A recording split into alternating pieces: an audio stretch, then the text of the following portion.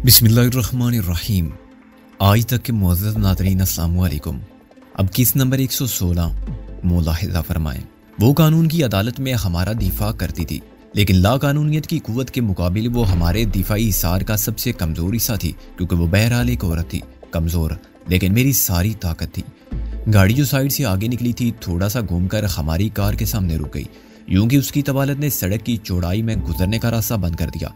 मेरे अंदेशे सच साबित हो रहे थे। वो राबिया को ले जाने आए थे और उसे फरार होने का मौका नहीं देना चाहते थे। इससे पहले कि कार में से कोई उतरता और राबिया को घसीट कर ले जाता, मैंने एक जस्ट लगाई और दरवाजे पर जा पड़ा। ड्राइवर ने दरवाजा खोलकर एक पांव जमीन पर रखा ही था कि मैंने दरवाजा अपने जिस्म की कुव्वत से बंद कर दिया। वो बीच में दब कर कहा, मोहसिन। मैंने चीख कर कहा, ये गाड़ी ना जाने पाए। मोहसिन मेरे साथ ही आगे आया था और उसने भी हमलावरों के दूसरे साथी को दूसरी तरफ से उतरते देख लिया था, मगर वो दोनों गाड़ियों और सड़क के साथ बनी हुई दीवार के दरमियान तीन तरफ से महसूर था। उसने अपनी गाड़ी की डिक्की पर चढ़कर मुझ पर कूदने की कोशिश की, लेकिन मोहसिन ने उसे धक्का दिया तो पलट कर गिरा और दीवार से टकराया। राबिया, गाड़ी पीछे करो और रिवर्स में ले जाओ। मैंने मोहसिन की आवाज सुनी। मेरी सारी कुव्वत उस शख्स को अंदर रखने में सर्फ थी, जो आधे खुले दरवाजे से बाहर आने की भरपूर जिद्दोजहद कर रहा था। हमारी गाड़ी एकदम पीछे हुई तो मैंने इत्मीनान का सांस लिया कि राबिया उनके हाथ नहीं आई। अब वो हमारे लिए इमदाद भी हासिल कर सकती थी और रिजवी साहब को भी बता सकती थी कि हम कहाँ हैं। मेरा ख्याल था कि वो किसी कोठी में घुस जाए और वहां के रहने वालों को बुला लेगी और वहीं से निकल रिजवी को भी फोन कर देगी, लेकिन गाड़ी को रिवर्स में दूर तक ले जाने की बजाय वो सिर्फ 10 गज पीछे ले गई और फिर आगे लेकर आई। उस वक्त तक दूसरा शख्स उठ खड़ा हुआ था जिसे मोहसिन ने पीछे गिरा दिया था। वो हमले की नीयत से आगे बढ़ा ही था कि उसने कार को तेजी से आते देखा। उसने अपनी जान बचाने के लिए फिर पीछे जस्ट लगाई और सीधा दीवार पर लगा। राबिया ने खासी तेज रफ्तारी से गाड़ी आगे लाके टक्कर मारी। गालबन उसने वो बात सुन ली जो मैंने मोहसिन से कही थी। एक और धमाका हुआ और मैं झटके से दूर जा गिरा। मुझे शीशा टूटने की आवाज सुनाई दी, फिर शीशे के कंकर जैसे टुकड़े ऊपर गिरे। हेडलाइट्स का उजाला गायब हो गया और मैं समझ गया कि टक्कर से हमारी गाड़ी का क्या हाल हुआ होगा। उसकी हेडलाइट्स का ही नहीं, विंड स्क्रीन का भी चूरा हो गया तो अजब नहीं, लेकिन मर्सिडीज का भी थोड़ा बहुत नुकसान जरूर हुआ होगा। जब मैं उठा तो मैंने देखा कि धक्का लगने से मर्सिडीज आगे बढ़कर दीवार में घुस गई थी। दीवार से रगड़ खाने से मर्सिडीज के शीशे भी चिकना चूर हो गए और मलबा उसके ऊपर गिरा था, बोनट पर और विंड स्क्रीन के खुले शगाफ से सीटों पर और अगले पहियों के आसपास। चुनाचे गाड़ी अब फंस गई थी और उसके निकल जाने का कोई इम्कान नहीं रहा था। जो काम मोहसिन नहीं कर सकता था वो राबिया ने हिम्मत और हाजिर दिमागी से कर दिया था। मैंने दूसरे हमलावर को राबिया की तरफ लपकते देखा। हमारी गाड़ी के दोनों दरवाजे कसम परसी के आलम में टूटे फूटे सड़क पर पड़े हुए थे। चुनाचे उसके लिए गाड़ी में दाखिल होना कोई मसला ना था। शायद वो राबिया समेत हमारी गाड़ी ले जाना चाहता था। राबिया ने उसे रोकने के लिए लात मारी जो उसके पेट पर लगी। फिर मोहसिन ने उसको पीछे से खींच लिया। राबिया, मोहसिन चिल्लाया, बेवकूफ़ी मत करो, गाड़ी लेकर भाग जाओ। मैंने उठने की कोशिश की मगर उठ ना सका। मेरे जिस्म का दायां हिस्सा सुन्न होकर नाकारा हो चुका था। जब राबिया ने टक्कर मारी थी तो मैं मर्सिडीज के दरवाजे पर जिस्म का सारा बोझ डाले झुका खड़ा था। टक्कर से दरवाजा खुला और उसकी जबरदस्त कुव्वत ने मुझे किसी जिन्नाती खाद की तरह दूर फेंक दिया तो सड़क पर गिरने और पत्थरों पर रगड़ने से मुझे कूनी के पास और घुटने पर शदीद चोट आई थी। इंतहाई बेबसी से मैंने मोहसिन को अपने हरीफ के हाथों नाकआउट होते देखा। वो सड़क पर गिरकर फिर उठने की कोशिश कर रहा था। गाड़ियों के टकराने की और टूटने की, शीशा बिखरने के शोर ने रात के सुकून को दरम बरम कर दिया था। इस घर के मकीन जाग उठे थे जिसकी दीवार जंग में काम आई थी। गेट लाइट्स रोशन थी और अंदर से कुछ लोग चिल्लाते दौड़ते आ रहे थे। फिर मुझे और लोग भी नजर आए जो चौकीदार थे या आसपास के रहने वाले थे। उन सब का ख्याल यही होगा कि दोनों गाड़ियों का खौफनाक एक्सीडेंट हुआ है। खाली सड़क पर दोनों गाड़ियों के यूं टकराने का मतलब यही निकाला जा सकता था कि ओवरटेक करते हुए किसी वजह से एक गाड़ी बेकाबू हो गई। वजह अगले व्हील का निकल जाना या टायर ब्रेस्ट हो जाना भी हो सकती थी और ड्राइवर की मदोशी भी, लेकिन अब फिक्र की कोई बात नहीं थी। हम पर गालिब आ जाने वाले हमलावरों की गिरफ्तारी यकीनी थी। फिर उस शख्स को अचानक मैंने अपने सर पर देखा जो मर्सिडीज का ड्राइवर था। उसने रिवॉल्वर निकाल लिया था। खबरदार, वो चिल्लाया, कोई आगे ना आए। उसने करीब आने वालों की तरफ 2 हवाई फायर किए। 4-5 जियाले एकदम रुक गए और पलट कर भागे। जिसे वो हादसा समझकर मदद के लिए आए थे वो हादसा नहीं था। भागने वालों में से खौफ और घबराहट में मुंह के बल गिरा और साकित हो गया। उसे गोली हरगिज नहीं लगी थी। वो कमजोर दिल था या दिल का मरीज था। दूसरे लम्हे हवाई फायर करने वाले ने रिवॉल्वर का बट मेरे सर पर दे मारा। सारा मंजर एक लम्हे के लिए मेरी नजरों से ओझल हो गया। सेकंड के एक हिस्से के लिए मुझे फिर होश आया तो मैंने देखा कि वो दोनों मोहसिन को घसीट रहे थे और राबिया अपनी बेमसरफ जनाना कुव्वत के साथ मोहसिन से लिपटी हुई थी और मदद के लिए चीख रही थी। उसके बाद आखिरी आवाज फायर की थी या गाड़ी के स्टार्ट होने की। गुप्त अंधेरे में बसारत के साथ मेरी समात भी खत्म हो गई और मेरा वजूद बेइसी के अंधे कुएं में डूब गया। मुझे होश आया तो हालात बदले हुए थे। कुदरती तौर पर सबसे पहले मुझे ये ख्याल आया कि मैं कहाँ हूँ और किस साल में हूँ। सोचने समझने की सलाहियत रफ्ता रफ्ता बहाल हुई। फिर मंजिर जो मेरे पेशे निगाह था वादे होने लगा। मैं काम से कमरे में और उन्हीं कपड़ों में बेड पर लेटा हुआ था जो गुज़िश्ता शब जोर आराई के वक्त मेरे जिस्म पर थे। रात बीत चुकी थी क्योंकि दोनों जानिब वसीउ अरीज खिड़कियां थी जिन पर से पर्दे हटा दिए गए थे और बाहर के रोजे रोशन का उजाला अंदर भी फैल रहा था। कमरा खासे तकल्लुफ से आरास्ता था। चारों दीवारों पर एक आबनूसी हाथ ने दूधिया शीशे वाली लाइट थाम रखी थी। छत का पंखा खामोशी से घूम रहा था और बिल्कुल वस में था। नीचे मुनक्कश कालीन पर एक सोफा सेट और दरमियान में सेंट्रल टेबल सेट रखा हुआ था। गिलास टॉप और सुनहरी एल्युमिनियम की पट्टी के हाशिए वाला एक कोने में पेडिस्टल लैंप इस्तादा था और दीवारों पर लैंडस्केप का एक मंदिर था जिसमें सूरज को तुलू या गुरूब होते दिखाया गया था। सबसे आखिर में सर घुमा के मैंने उस्ताद पीटरू को देखा। वो बेड की दूसरी जानिब कुर्सी पर इत्मीनान से बैठा मुस्कुरा रहा था और मुझे गिरदोपेश का जायजा लेते देख रहा था।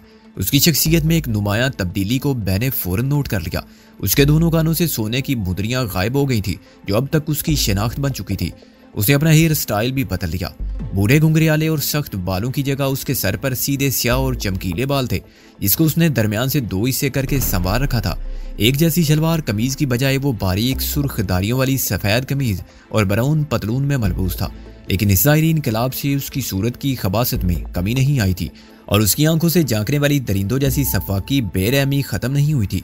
ऐसे क्या देखते हो सिकंदर आजम? वो बोला। क्या पहचाना नहीं? मैं वली होने का दावा तो नहीं रखता, मैंने कहा, लेकिन फिर भी शैतान को हर रूप में पहचान सकता हूँ। इस नई शख्सियत के लिए मुझे तुम्हारा शुक्रिया अदा करना चाहिए। वो मुस्कुराया। तुम्हारी कोशिश से उस्ताद पीटरू की लाश म्यू हॉस्पिटल के मुर्दा खाने पहुंची और वहां से गायब हो गई। तुम्हारा दोस्त एसआई शेख और थाने का अमला गवाह है कि उसकी मौत हवालात में वाक़ई हुई थी और ज़ाब्ते की कार्रवाई के मुताबिक उसकी लाश पोस्टमार्टम के लिए भेज दी गई थी। अब तो हशमत खान भी यही कहता है और वो कांस्टेबल भी जो लाश के साथ गया था। ये बड़ा अच्छा हुआ कि उस्ताद पीटरू मर गया। वो इतना बदनाम हो गया था और इतने लोगों की नज़र में आ गया था कि उसका मर जाना ही ज़रूरी था। फिर उसे कुछ और याद आया। अब क्या ख्याल है तुम्हारा? मैं कौन हूँ? अहमद नवाज गर्देजी, वो कहका मार के हंसा। मुझे इससे कोई दिलचस्पी नहीं कि अब तुम दुनिया के लिए क्या हो। मैंने कहा, मुझे सिर्फ ये बता दो कि तुमने मोहसिन और राबिया के साथ क्या किया। क्या वो भी मेरे साथ ही पकड़े गए थे? मोहसिन तो नहीं पकड़ा गया, वो अफसोस से सारी राह के बोला। बिला वजह मुजाहमत की उसने, हालांकि वो भी हमारे साथ आ जाता तो उसे कोई तकलीफ नहीं होती। देख लो तुम कितने आराम से हो।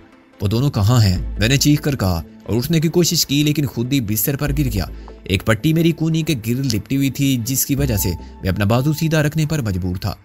दूसरी पट्टी घुटने के ऊपर से नीचे तक प्लस्तर की शक्ल में मौजूद थी। चुनाचे में दाईं टांग हिलाने से कासर था।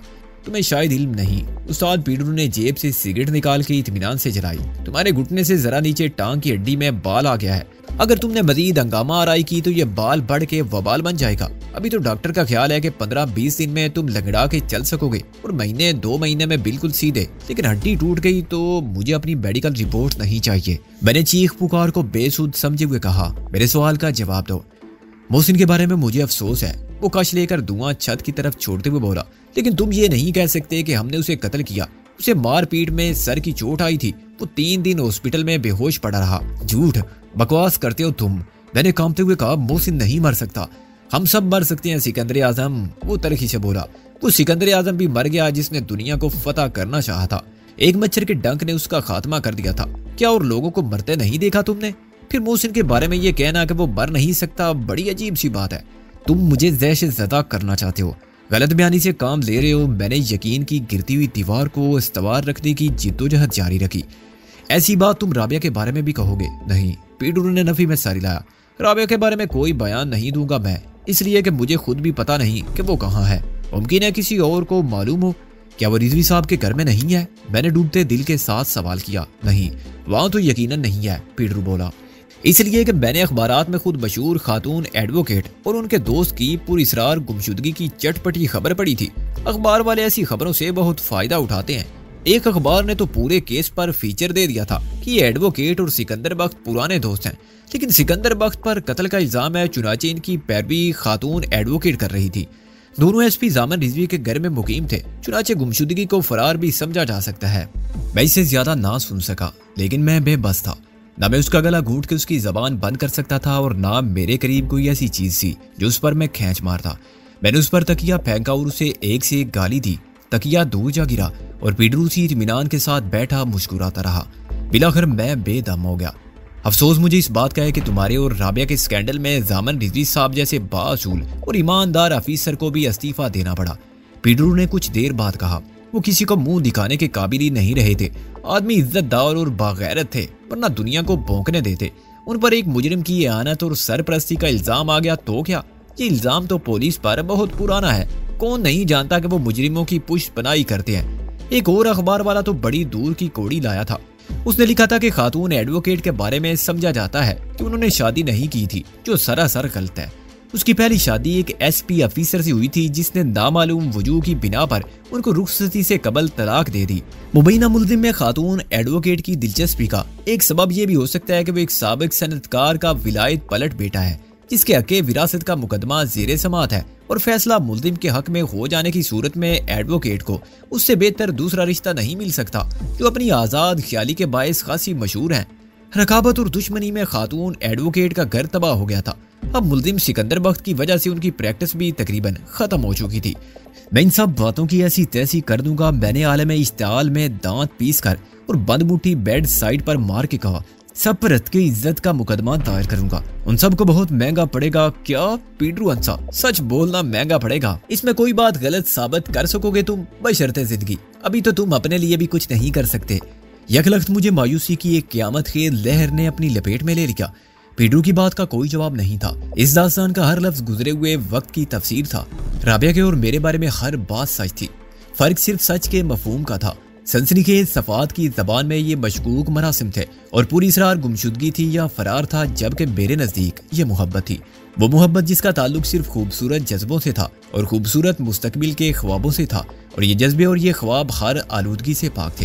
इनमें सिर्फ वफा के सदा बहार फूलों की महक थी और जिंदगी की आबरू को ताबिंदा रखने के लिए सारे रंग थे। उनकी मोहब्बत इतनी मासूम थी जितना बरगे गुल पर उतरने वाले कतरे शबनम की मुस्कान। बाजी अभी भी तमाम नहीं हुई सिकंदर। क्या यह नामुमकिन है कि तुम्हारा हौसला खत्म करना, तुमसे उम्मीद का सहारा छीनना और तुम्हें एतमाद से महरूम कर देना भी दुश्मन की एक चाल हो? और मैंने आंखें खोलकर पीटरू को देखा। क्या सबूत है तुम्हारे पास इस बात का? मैंने कहा कि मोहसिन मर गया, राबिया लापता होगी और रिजवी साहब मुस्ताफी हो गए। तुम मुझे वो अखबारात ला के दिखा सकते हो जिन पर यह सब कुछ बकवास शाया हुई है? क्यों नहीं, पीटरू बोला। अखबारात गुज़िश्ता हफ्ते के हैं, गुज़िश्ता सदी के तो नहीं है। फौरन तो पेश नहीं कर सकता, लेकिन ला दूंगा, कहीं ना कहीं से मिल जाएंगे। ये गुज़िश्ता हफ्ते की बात है, मैंने बेयकीनी से कहा। एक हफ्ता बेहोश रहा मैं, मजबूरन रखा हमने, वो बोला। फिर उसने पलट कर देखा और मेरी नजर ने उसकी नजर का ताकुब किया। दीवार पर लगी हुई घड़ी वक्त के साथ तारीख बता रही थी। जो वाकयात मुझे याद थे एक हफ्ता पुराने हो चुके थे। क्या मजबूरी लाहक थी तुम्हें? मैंने तंज़मेज़ तलख लहजे में कहा। एक मजबूरी तो तुम खुद थे, दर्द की शिद्दत से चिल्लाते थे तो हमारा सोना भी खराम करते थे, वो बोला। फिर यही हुक्म हुआ था कि जब तक मामला दुरुस्त ना हो जाए तुम्हें अंटा गफील रखा जाए। अब ये मत पूछना मुझसे कि कौन से मामला था। क्या मामला दुरुस्त होने का मतलब ये था कि राबिया को किसी ऐसी जगह पहुंचा दिया जाए जहां वो सब की दस्तरस से और बेरे वहमो गुमान की रसाई से भी दूर हो, और उसके बाद मुझसे पूछा जाए कि सिकंदर साहब कैसे हाल है, कैसे सौदा करते हैं। हमारी एक मुट्ठी में राबिया की जान आबरू है, दूसरी मुट्ठी में हमारा कारोबार है। तुम्हें क्या चाहिए? हमारी शराइत पर राबिया की वापसी या वो सब जो अभी तक नहीं हुआ लेकिन हो सकता है। इज्जत पीटरू ने तुम्हें सिर्फ ट्रेलर दिखाया है, असल फिल्म से कहीं ज्यादा सबर आजमा, लर्दा खेज और आजाबनाक है। और अगर वो सब कुछ हो चुका होता जो पीटरू ने मुझे बताया था तो और क्या होगा। इन्हीं रिश्तों की तकदीस तो मेरे पाँव की जंजीर थी। अकेले आदमी का जीना क्या और मरना क्या। हो चुकी गालिब बलाएं सब तमाम, एक मरगे नागहानी और है। तो मौत से कौन काफिर डरता है जो एक ही बार आनी है। आदमी दूसरों के लिए जीना चाहता है, कभी अपने बीवी बच्चों के लिए, कभी वालिदैन की जिंदगी के लिए, उनके लिए जो उसकी जात को प्यार देते हैं और फिर उसके प्यार से सहारा पाते हैं। दोस्तों के लिए और मोहब्बत से अपना समझने वालों के लिए। दुश्मनों के लिए कौन जीता है? वो मारता है या मर जाता है और किसी को कोई फर्क नहीं पड़ता। किसी की जिंदगी में खला नहीं आता और कोई आंख नम नहीं होती। मैं भटकने लगा था। मेरा ज़हन इस हकीकत से गुरेज पा था कि मैं जीने के सारे सारों से महरूम हो चुका हूँ। माँ की ममता और बहन भाइयों से खून का रिश्ता होश संभालने से कबल ही टूट गया था, लेकिन वक्त अपनी याद का नासूर छोड़ गया था। वजीर खान की मौत का जख्म हुनूस ताज़ा था और उसकी पुरअलम जिंदगी का अंजाम मुझे खून रुलाता था। अब मैं सोच रहा था कि बेहतर है इस खेल को खत्म कर दूं, अपनी शिकस्त मान लूं, सारे मामलात यूम अशर पर उठा रखूं। जब इंसाफ बहरहाल होगा, वह मीज़ान अदल किसी इंसान के हाथ में नहीं होगी। मुझे मालूम नहीं था कि मेरी आंखें अश्क बार हैं। लाशऊर का खौफ अब शऊर पर गालिब आ रहा था और मेरी आंखें मोहसिन को देख रही थी। यादों का सिलसिला बड़ा दराज था, लेकिन अब उम्र गुज़िश्ता इन्हीं यादों का एक कब्रिस्तान थी जिसमें हर तारीख एक कुतबा बन गई थी। गड़ियां कितनी सलीबे मेरे दरीचे में, मोहसिन और मैं कहाँ ये नक्श छोड़ आए हैं। उस रास्ते पर जो घर से स्कूल तक फैला हुआ था और जिस पर हम बस से गलों में लटकाए बरसों आते जाते रहे थे। शब रोज के वाकयात, हर वारदात, कल्बो नजर, जिंदगी की फतवात के कामरान लम्हे, नाकामियों की दिल शिकस्तगी के सदमे, वो सब कुछ रिज़्क़े खाक हुआ। मोहसिन भी मिट्टी का एक ढेर रह गया है जिस पर फूल खुश्क हो चुके हैं और उसका जीता जागता हंगामा खीर नाकाबिले शिकस्त नजर आने वाला वजूद ढांचा बन रहा है, मट्टी में मिल रहा है और अशरातुल अर्ज़ का रिज़्क़ हो गया है। सिर्फ मैं जिंदा हूँ, अपनी आरज़ूए इंतकाम पर सबको कुर्बान कर देने वाला खुद गर्ज इंसान। तुम रो रहे हो? पीडू की हंसी ने मुझे फिर मुतवज्जो किया। उसके अंदाज में तमस्कर के साथ हकारत भी थी। तुम मुझ पर हंस सकते हो, मैंने कहा, लेकिन अंग्रेज एक बात कहते हैं, देखना यह है कि आखिरी बार कौन किस पर हंसता है और कौन किसको रोता है। यह दूसरी बात मेरी है, मैं तुमसे किसी किस्म की रियायत का तलबगार नहीं हूँ। तुमको इससे ज्यादा रियायत दी भी नहीं जा सकती। पीडू बोला, तुम मुझे इतना तो बता सकते हो कि मैं कहाँ हूँ, मैंने कहा। तुम इसी जमीन पर हो, इंसानों की दुनिया में। वो बोला, क्या इतना काफी नहीं है कि तुम आलिम अरवा में नहीं पहुंचे? अच्छा खासा आरामदेह मकान है, तुम्हारी जरूरत का ख्याल रखा जा रहा है, डॉक्टर तुम्हें सुबह शाम देखने आता है। सिगरेट, चाय या काफी की ख्वाहिश हो तो बता दो, मैं मंगवा देता हूँ। ये मकान किसका है और मुझे कब तक यहाँ रहना होगा? मैंने मायूसी से कहा। इसका इन्हिसार खालात पर है, पीटर ने कहा। अभी तो तुम खुद भी इस काबिल नहीं हो कि कहीं जा सको, चुनाचे सिर्फ मैं तुम्हारी निगरानी कर रहा हूँ। ये जान के क्या करोगे कि मकान लाहौर में है या शेखुपुरे में, और किस गली महल्ले में है या किसकी मलकियत है। फर्ज कर लो ये मकान मेरे बाप का है और ऐसी जगह है जहाँ तुम्हारे किसी हिमायती के पहुंचने की कोई सूरत नहीं। ज्यादा अहम यह है कि यहाँ तुम बिल्कुल बेबस हो। खुली खिड़की से भी तुम्हारे चिल्लाने की आवाज किसी के कानों तक नहीं पहुंच सकती, ख्वाह तुम सारा दिन गला फाड़ते रहो। मेरे अलावा यहाँ एक मुलाजिम है जो गूंगा बहरा है। पैदाइशी तौर पर नहीं, पहले वो ठीक था, मगर उसे एक गलती हुई। उसने एक राज की बात सुन ली और गलत मौके पर जबान से बक दी। आदमी वफादार था, चुनाचे बास ने नरमी से काम लेते हुए उसे माफ कर दिया। बस वो चीज नहीं छोड़ी जिसका उसने गलत इस्तेमाल किया। बच्चा भी चाकू उठा ले तो इसलिए छीन लेते हैं कि वो इसका इस्तेमाल नहीं जानता। उसके गलत इस्तेमाल से दूसरों को नुकसान पहुंचा सकता है। जो डॉक्टर तुम्हारा इलाज कर रहा है हमारा पुराना आदमी है, 50,000 रुपए माहना का मुलाजिम है, सिर्फ अहकामात की तामील करता है। जो दवा इंजेक्शन देना वो दे देता है, जिससे मना किया जाए वो नहीं देता। फायदे या नुकसान की फिक्र बिल्कुल नहीं करता। डॉक्टर उसी वक्त कमरे में दाखिल हुआ। न जाने उसने अपनी गाड़ी कहाँ खड़ी की थी। बाहर मुकम्मल सकूत था। वो गाड़ी अंदर लाता तो मैं आवाज सुनता। ऐसे डॉक्टर जो सिर्फ एक मुजरिमों के क्रूज से हर माह 50,000 रुपए वसूल कर लेते हो, दीगर नाजायज जराए इख्तियार करके भी 50,000 तो यकीनन कमा लेते हैं। और 1 लाख माहाना की आमदनी वाला डॉक्टर जूतियां नहीं चटखाता फिरता। उसके पास 1, 2 या 3 शानदार गाड़ियां हो सकती हैं। गालबन वो गाड़ी को दूर छोड़ के आया था ताकि कोई उसे यहाँ आता ना देखे। ताम उसे ये बात जरूर साबित होती थी कि सड़क इस घर से बहुत दूर नहीं हो सकती। वो 40 साल से जायद उम्र का मुनहनीसा आदमी था, जिसकी सूरत को उसके अमाल ने मसख कर दिया था। पैसे की खातिर न जाने उसने कितने इंसानों के जिस्म में जहर उतारा था और कितने जिस्मों से रूह खींच ली थी। वो इस पाकीज़ा पेशे के नाम पर कलंक बदनुमा टीका था। अगर उसके मजमूम कारोबार की खबर पाकिस्तान मेडिकल एसोसिएशन को हो जाती तो उसका प्रैक्टिस लाइसेंस मंसूख हो जाता और शायद उसकी डिग्री भी। उसे आम मुजरिमों की तरह अदालत में पेश किया जाता और आम कातलों की तरह फांसी पर लटका दिया जाता। कब तक चलने फिरने के काबिल हो जाऊंगा मैंने उसी के मुआयने के बाद कहा। जब हम चाहेंगे, वो बोला। अभी तो दाईं टांग ठीक नहीं, उसके बाद बाईं टांग खराब हो सकती है। बाईं टांग को तो कुछ भी नहीं हुआ है, उसकी बात क्यों करते हो? मैंने बरहमी से कहा। कुछ हुआ तो नहीं, मगर हो सकता है। एक तुमने खुद तोड़ी थी, क्या दूसरी हम नहीं तोड़ सकते? ऐसे उसने अपने हाथ मेरी बाईं टांग पर हथौड़े के अंदाज में मारा। तुम वाकई डॉक्टर नहीं, जल्लाद हो, मैंने कहा। अगर तुमने मेरी टांग तोड़ दी तो मैं तुम्हारा सर तोड़ दूंगा। अच्छा? वो मेरे मजाक से महफूज हो के हंसा।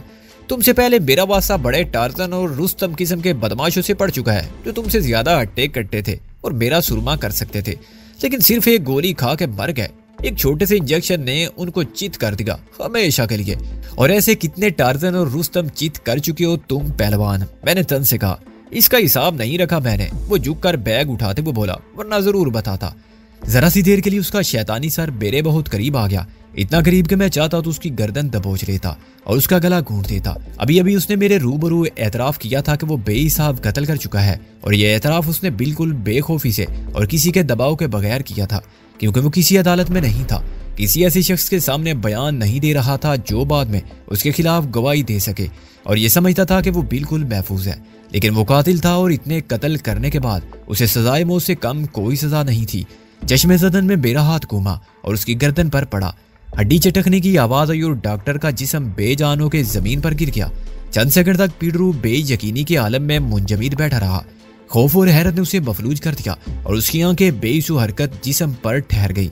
फिर वो ऐसे उछला जैसे कुर्सी में 11,000 वोल्ट का करंट आ गया हो। खबीस वो चीख कर बोला, ये तुमने क्या कर दिया? वही जो मुझे करना चाहिए था, मैंने सुकून से कहा। मैंने कातिल को सजाए मौत देकर इंसाफ के तकाजे पूरे कर दिए। यह सजा तो इसे बहुत पहले हो जानी चाहिए थी। पीडरू ने जमीन पर पड़े हुए डॉक्टर की लाश को बाजुओं में उठाया और उसकी खोपड़ी गर्दन से मुअल्लक होकर झूलने लगी। जब पीडरू ने उसे सोफे पर डाला तब भी उसका सर मुजीका खेज तौर पर झूल रहा था। बहुत जल्द तुम्हें मालूम हो जाएगा कि ये इंसाफ तुम्हें कितना महंगा पड़ा, पीडरू हांफते हुए गुर्राया। उसका चेहरा गुस्से से लाल बबूका हो रहा था और आंखें अंगारे बन गई। अगर इसे वाज़ेह अहकामात ना होते कि मुझे गजीन ना पहुंचे तो वो यकीनन मुझे कत्ल कर देता। मेरा ज़मीर मुतमईन है कि कानून को अपने हाथ में लेकर मैंने कोई गलती नहीं की, मैंने कहा। वैसे तो डॉक्टर कहलाने वाले इस पेशावर कातिल को दुनिया की किसी अदालत में मुजरिम की हैसियत से पेश करना नामुमकिन था। अदालत सबूत और शहादत मांगती है और तुमने किसी सबूत और शहादत के बगैर इसे कत्ल कर दिया। मुनसफ की औलाद, पीडरू चिल्लाया। मुझे सबूत और शहादत की जरूरत नहीं थी, मैंने कहा। तुम इसके मुतल्लिक पहले ही सब कुछ बता चुके थे। खुद इसने तस्लीम कर लिया था कि जितने कत्ल वो कर चुका है इसका हिसाब भी याद नहीं। ऐसे तो कोई जज अपने बाप के कातिल को भी नहीं मार सकता, ख्वाह उसने कत्ल होते देखा हो।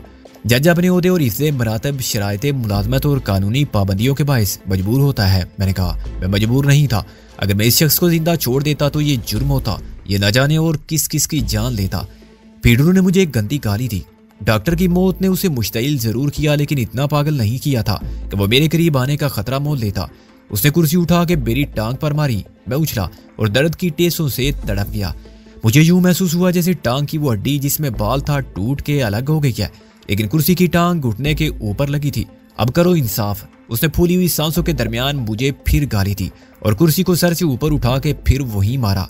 जब्त करने के बावजूद मेरी चीख निकल गई और मेरी आंखों में दर्द की शिद्दत से आंसू आ गए। मेरा सारा जिस्म कांपने लगा। मेरे साथ इंसाफ करो, पीडरू चीखा और उसने तीसरी बार कुर्सी उठाई। अगर उसकी वहशत बढ़ जाती तो वो बराह रास्त मेरी टांग के मजरूब हिस्से पर वार कर देता या शायद कुर्सी मेरे सर पर दे मारता। नीम बेहोशी की कैफियत में भी मेरे जहन ने सोचना बंद नहीं किया था। मैंने उसको चौथी बार कुर्सी उठाते देखा और उस वक्त अचानक मुझ में इतनी ताकत आ गई कि मैं उल्टे हाथ के बल पर ऊपर उठा और मैंने कुर्सी को बाईं टांग मारी। यह ज़र्ब की शिद्दत थी या तसादुम की कुव्वत के कुर्सी टूट गई और पीडरू जो इस जवाबी कार्रवाई के लिए तैयार न था, झटके से पीछे गिरा। वो कुछ देर उसी जगह पड़ा खामता रहा जहाँ पहले डॉक्टर पड़ा था। उसकी दीवानगी का दौरा खत्म हो गया था। तुमसे मैं बाद में समझूंगा, वो उठते हुए बोला और एक दरवाजे के साथ वाले कमरे में चला गया जहाँ टेलीफोन था। मैं उसे किसी से बातें करते सुनता रहा। वो इस हादसे की रिपोर्ट अपने अल्फाज में दे रहा था।